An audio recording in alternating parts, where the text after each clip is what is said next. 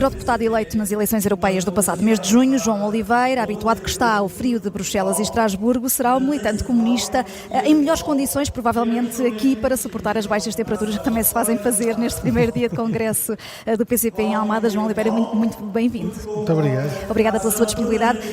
Se recorrêssemos aqui a um termómetro para medir a temperatura da relação com o Partido Socialista, em que ponto é que está, quantos graus é que marca, João Oliveira? É que nós ouvimos aqui no Congresso o secretário-geral Paulo Raimundo acusar o PCP de ser cúmplice da direita e enviar um recado a Pedro Nuno Santos que não pode estar sempre em cima do muro sem se definir. Caiu a máscara ao secretário-geral do PS, que tem sido sempre tão identificado com a ala à esquerda? Bem, eu julgo que isso é uma máscara que o PS vai pondo e tirando em função das circunstâncias e das conveniências.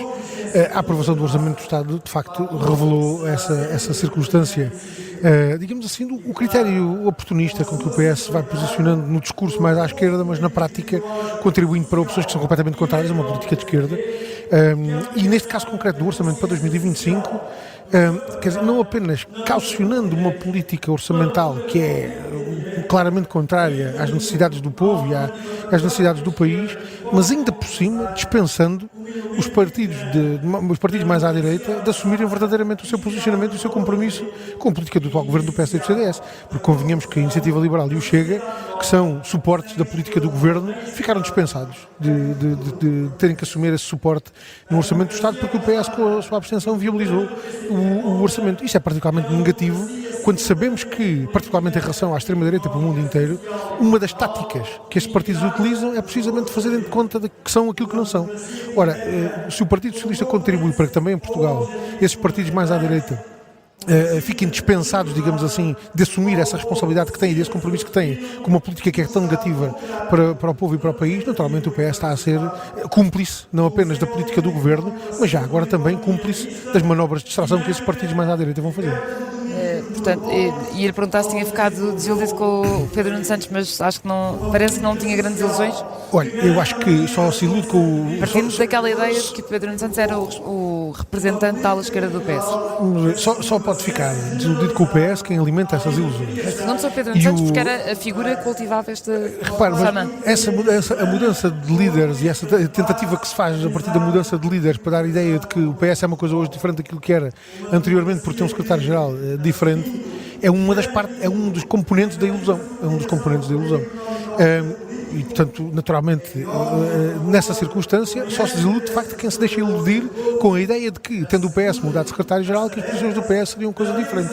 Eu julgo que a constatação flagrante que agora na votação do Orçamento do Estado se pôde fazer que isso não é verdadeiramente assim. Eu não sei se alguém ainda tem memória disso. Ajudou a fechar a ideia do que vai ser este ciclo do PS. Orçamento do Estado para 2012, Orçamento do Estado para 2025. O PS assume exatamente a mesma posição. Isto pode surpreender alguém. Já tinha visto o PS fazer isto em 2012 com o primeiro orçamento do governo da Troika.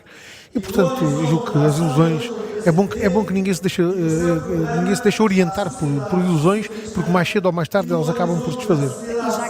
E já que não está nada iludido, está também fora da equação pensar em convergências com este PS de Pedro Nuno Santos, seja por via de coligações pré-eleitorais, e temos autárquicas no próximo ano, seja por outro tipo de convergências?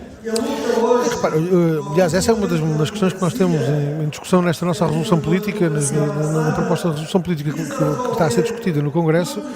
É precisamente, talvez uma das questões, digamos assim, mais decisivas, como é que se constrói uma alternativa para o país. E essa alternativa para o país tem, a nosso ver, vários elementos que têm que se combinar. Há um elemento absolutamente determinante, que é a necessidade do reforço do PCP, como elemento determinante para a construção dessa alternativa, mas soma-se a isso vários outros elementos. A necessidade do desenvolvimento da luta dos trabalhadores e das populações, a necessidade do fortalecimento das organizações unitárias de massas, que são fatores absolutamente essenciais, e o trabalho político unitário. E, portanto, isso são várias dimensões da construção da alternativa que não colocam apenas a questão do ponto de vista político e partidário, colocam, eu diria, um peso determinante do ponto de vista da construção da alternativa em termos sociais. Mas o PCP não tem mais possibilidades de se reforçar juntando-se a outros partidos para essas autárquicas? A resposta que nós damos é uma resposta diferente. É a ideia de que esta alternativa exige um alargamento da frente social de luta pela alternativa. Ou seja, sem o envolvimento das populações, sem o envolvimento dos trabalhadores nas suas reivindicações concretas, contribuindo para criar pressão política que obrigue à mudança, à ruptura com a política de direita e à construção dessa política alternativa, não é possível construir efetivamente essa alternativa de que o país precisa. E isso exige naturalmente, quando nós falamos da necessidade do desenvolvimento da luta dos trabalhadores e das populações e simultaneamente também do reforço das organizações unitárias de massas, estamos a dizer precisamente que é preciso, do ponto de vista social, se alargue, digamos assim, essa frente social que ponha pressão política.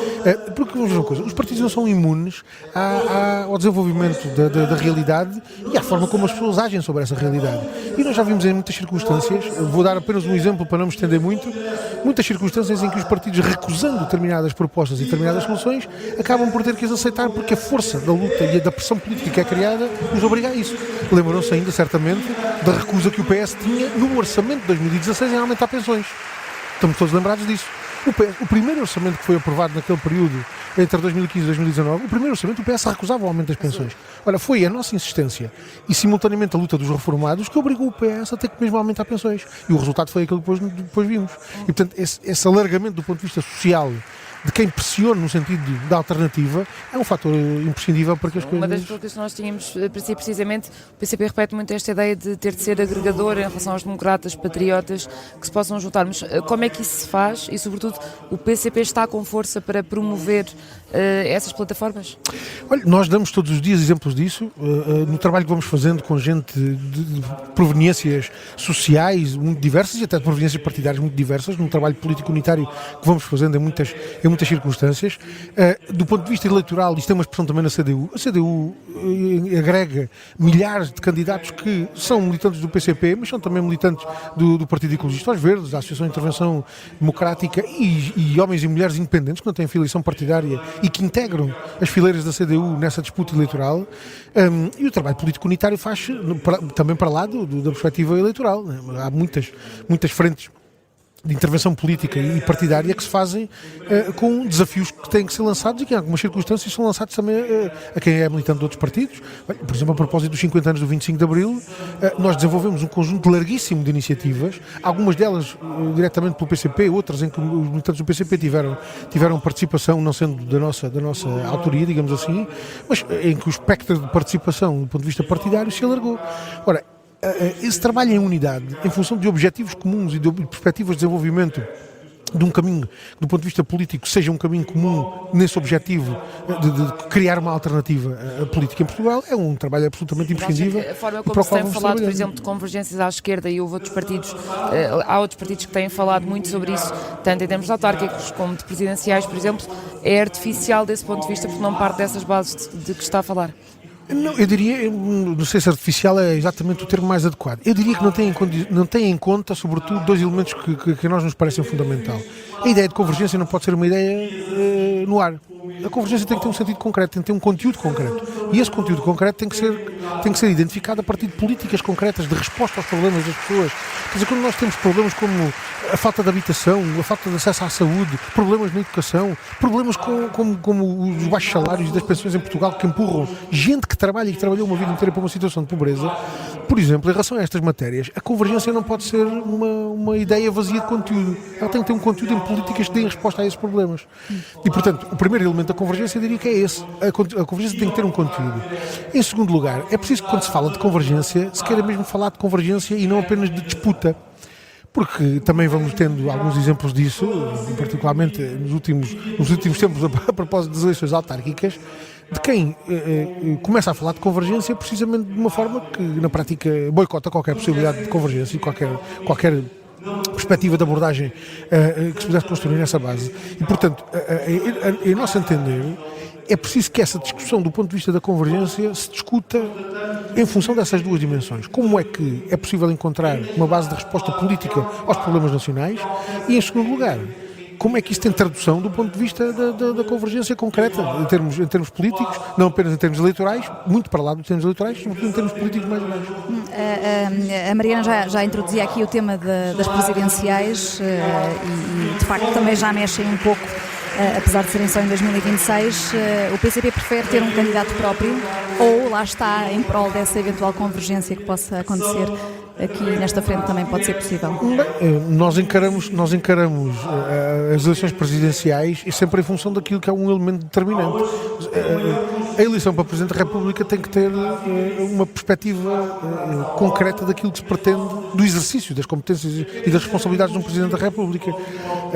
Nós não podemos admitir que a disputa presidencial seja uma disputa, uma fogueira de vaidades para saber quem é o mais popular entre os 10 milhões de portugueses para ser o seu Presidente. E isso naturalmente tem um conteúdo concreto. O Presidente da República tem uma atuação, um âmbito de atuação, uma esfera de atuação identificada na Constituição da República Portuguesa que não faz do cargo de Presidente da República um cargo de pouca importância. E, portanto, essa circunstância é o que tem determinado a nossa opção, termos candidatos que deem expressão àquela que é a nossa visão do exercício dessas competências. E, particularmente, de um aspecto que nos parece absolutamente decisivo, que é o do cumprimento do juramento que faz o Presidente da República quando é eleito, de cumprir e fazer cumprir a Constituição. Algum dos muitos pré-candidatos de que se fala já, há algum que tenha chamado a atenção a que pudesse cumprir esses critérios? Olha, eu julgo que em relação a pré-candidaturas presidenciais ainda não passámos da fogueira das vaidades. Só estamos ainda nesse patamar. Sim, mas temos Mário Centeno, António José Seguro, que reapareceu depois de 10 anos, também António Vitorino tem sido apontado e o próprio Augusto Santos Silva não se põe fora da corrida. Nunca ouvimos de ninguém que se afirma como pré-candidato uma perspectiva concreta relativamente a esta questão decisiva que é como é que se propõe exercer essas suas responsabilidades. É quase como uma corrida a ver quem é que se consegue pôr em bicos de pé de forma a dar mais nas vistas. Ora, isso convenhamos que não é propriamente uma boa abordagem, sobretudo considerando os problemas que temos no país para resolver, considerando os desenvolvimentos negativos da situação internacional a que temos estado a assistir particularmente nos últimos tempos. Eu diria que isso são elementos absolutamente determinantes. E, portanto, é preciso que um candidato a Presidente da República queira ser verdadeiramente um candidato com alguma substância, que tenha que se posicionar politicamente em função de todas essas competências que o Presidente da República tem, que são atribuídas ao Presidente da República para a nossa Constituição, e de forma a que isso permite efetivamente uma escolha em função da substância e não propriamente da aparência que tem que ter um candidato para Presidente da República. Deixa-me perguntar-lhe, o Secretário-Geral falou nas teses do PCP, isso também, deste Congresso, também está refletido na tal ofensiva que está a prejudicar o partido. E essa ofensiva já foi aqui identificada em várias dimensões. Que culpa é que o PCP assume pelos resultados que tem obtido? Em que medida é que é culpa própria, culpa da atuação do partido? Teremos a nossa dose, na proporção em que é responsabilidade também nossa. Em quê? Em que é que detecta que o partido falhou de alguma maneira? Devem ter feito essa análise. Há certamente insuficiências no nosso trabalho e deficiências no nosso trabalho que é preciso corrigir, e há sempre aspectos que, mesmo sendo errados, podem sempre ser melhorados. Agora, aquilo que nós queremos dizer com isso é que os nossos resultados eleitorais não dependem só de nós. Aliás, se eles dependessem só de nós, isso era um caminho sempre a direito. Os nossos resultados eleitorais também dependem do contexto em que nós estamos a intervir. Também depende da forma como somos tratados, em pé de igualdade ou não, com os nossos adversários. Também depende da forma como nós temos ou não ao nosso dispor os mesmos instrumentos, os mesmos meios para construir os nossos resultados eleitorais. Eu julgo que não é difícil de perceber que o PCP não concorre a nenhum ato eleitoral em condições de igualdade com os seus outros adversários. Não só porque os meios que estão à nossa disposição não são os mesmos, mas até porque, do ponto de vista da difusão da mensagem, da capacidade de projeção da nossa mensagem, não temos sido colocados propriamente em pé de igualdade. Mas e, portanto, eu diria o contexto atual é pior do que outros que já tiveram? Olha, não sei dizer. Não será pior, quer dizer, há de ser pior do que outros, não será o pior de todos. Eu não quero estar a aligerar as dificuldades, mas já houve tempos em que nem podíamos concorrer a eleições, estávamos proibidos até de existir. Eu duvido que possamos comparar estes tempos com esses. Portanto, esses foram de facto tempos piores em que nem tínhamos possibilidade de existir. Naturalmente, já tivemos depois do 25 de Abril momentos melhores, de melhor capacidade de disputa de atos eleitorais e melhor capacidade de construção dos resultados eleitorais, dependendo se calhar mais da nossa ação do que hoje. A situação que hoje estamos a viver é de facto uma situação muito complicada. Nos últimos anos tem havido uma ofensiva particularmente focada, eu diria, em duas dimensões: em procurar silenciar-nos e procurar impedir-nos de agir politicamente. Há um ambiente há uma tentativa restringir, condicionar a nossa capacidade de ação e a nossa capacidade de afirmação da nossa mensagem política. E nós temos dado a resposta a isso que fomos dando ao longo da nossa história. Somos um partido já com mais de 100 anos, que já passou até por situações piores do que esta, e nós sabemos que é precisamente nestes momentos que tem que se destacar a coragem. Tem conseguido adaptar-se o PCP ou mantém o mesmo formato? Essa ideia da adaptação é uma ideia complexa. Porque a nossa perspectiva não é adaptarmos a esta sociedade que temos, é transformá-la para uma sociedade diferente. E, portanto, desse ponto de vista, nós naturalmente mantemos a perspectiva que temos de transformação social, com a profundidade que ela Estava propõe. aqui a fazer esta interpelação porque o PCP continua a ter um maior número de saídas do que entradas nesta altura. Como é que isto se resolve? O partido tem de se renovar também. Como é que pode atrair os mais jovens? Bem, nós vamos fazendo um rejuvenescimento dos nossos quadros, dos nossos militantes. Aliás, a quantidade de militantes que conseguimos, a quantidade de novos militantes que vamos tendo na adesão ao partido são um reflexo disso. Os milhares de jovens que aderiram ao PCP, que aderiram ao PCP nos últimos 4 anos, são um exemplo vivo de que continuamos a agir para garantir a capacidade de ação e de intervenção que temos de ter na sociedade portuguesa. Naturalmente não somos uma ilha e, portanto, não se pode esperar que o alinhamento crescente que os portugueses vão tendo em relação à política não se aplique ao PCP e, portanto, toda a gente vai desistindo de olhar para a política, a gente vai estando descrente na política e vai desligando da política, mas o PCP vai no caminho florescente por aí fora, contrariando tudo e todos. Claro que não. Isso também tem reflexos na nossa organização partidária, na nossa capacidade de atrair militantes e ativistas para a intervenção política que temos. Mas eu diria que desse ponto de vista, vamos também estando atentos aos problemas que temos pela frente, vamos identificar debilidades na nossa organização e na nossa capacidade de ação e vamos procurando apontar o caminho para superar. Aliás, mas consegue dar exemplos dessas debilidades, João Oliveira? Olha, nós temos, por exemplo, do ponto de vista da nossa organização, está identificada uma necessidade de um movimento de reforço do nosso trabalho de direção da organização do partido. Ora, isso significa o quê? Isso significa que nós identificamos debilidades e deficiências que temos que superar e, portanto, estamos a apontar um caminho para que elas sejam superadas. E eu queria destacar aqui um aspecto agora à boleia desta questão que está a colocar, é que não há outro partido que faça esta discussão de forma tão transparente quanto nós. Quer dizer, isto tudo que estou a dizer está detalhado na proposta de resolução política que nós trazemos ao Congresso. Nós fazemos isto às claras. Nós identificando as necessidades e as debilidades que temos, apontamos as soluções para essas debilidades e essas dificuldades em função da discussão coletiva que fazemos e das conclusões a que chegamos sobre o caminho que precisamos de percorrer para as ultrapassar. Portanto, eu diria que isso acontece neste partido como em nenhum outro partido em Portugal. E pronto, e cá estamos para ver se nos próximos 4 anos, com estas orientações, conseguimos chegar a um ponto em que efetivamente a situação possa ser melhor. Perguntar-lhe sobre potencialmente um desses problemas. O secretário-geral falou recentemente em erros de percepção que o partido podia ter evitado quando falava da invasão da Ucrânia. Queria lhe perguntar se concorda e quais, o que é que se podia ter evitado, o que é que se podia ter feito de forma diferente para que a posição do PCP, segundo o PCP, não fosse mal interpretada. Olha, eu genuinamente digo-lhe que não sei se era possível nós fazermos diferente daquilo que fizemos. Porque em muitas circunstâncias as pessoas só hoje conseguem compreender verdadeiramente o alcance daquilo que nós dizíamos em 2022. Vou fazer uma referência a um aspecto da intervenção que eu próprio fiz na Assembleia da República acerca dessa questão e que hoje, que na altura ninguém compreendeu, mas que hoje muita gente compreende. Quando nós dizíamos que naquela guerra havia quem quisesse sacrificar até o último ucraniano para que a guerra não acabasse, muita gente não percebia em 2022 como é que nós estávamos a dizer uma coisa destas. Hoje, quando há um presidente americano que decide utilizar o território da Ucrânia como base para o lançamento de mísseis para dentro da Rússia, para prolongar a guerra indefinidamente, as pessoas começam a perceber que verdadeiramente há quem esteja empenhado em sacrificar até o último ucraniano para que a guerra não acabe.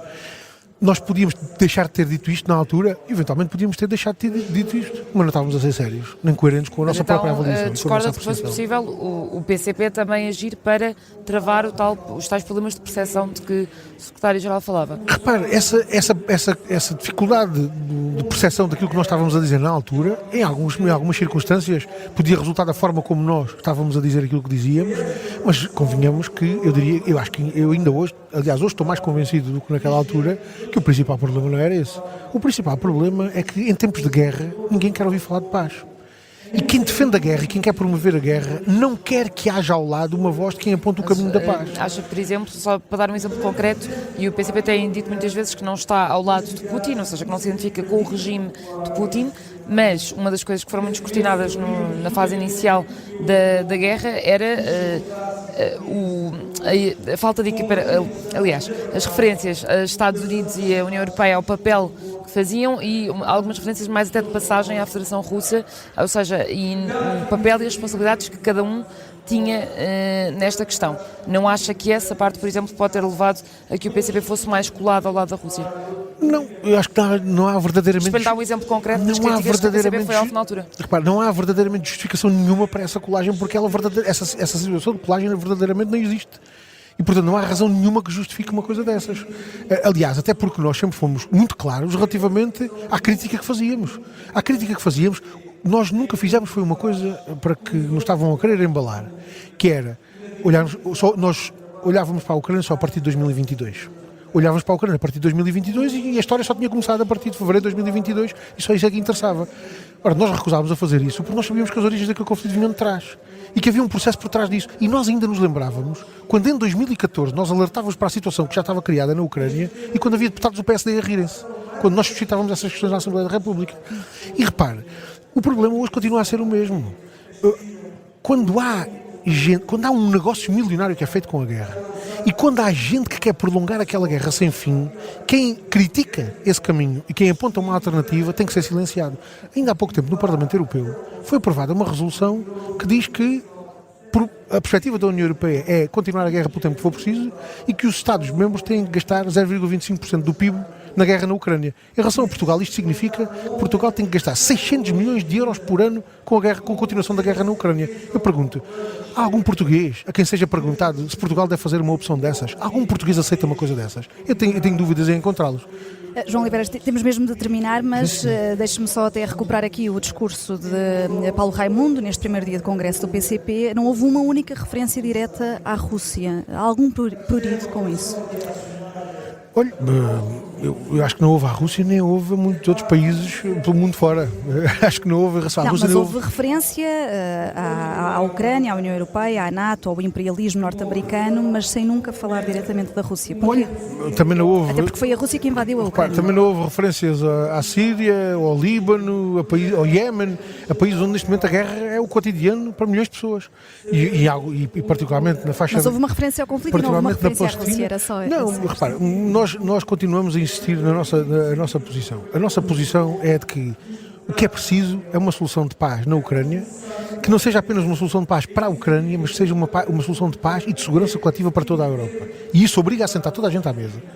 Sentar à mesa os Estados Unidos e a NATO, a Rússia, a Ucrânia, todos os países que estão interessados e envolvidos nessa necessidade de uma solução de segurança coletiva para toda a Europa. João Oliveira... E, portanto,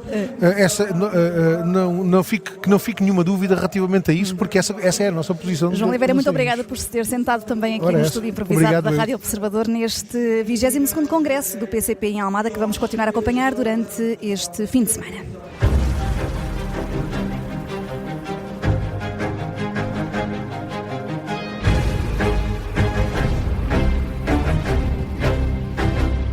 Se gostar deste podcast, pode seguir, dar 5 estrelas e comentar o episódio na Apple Podcasts ou no Spotify.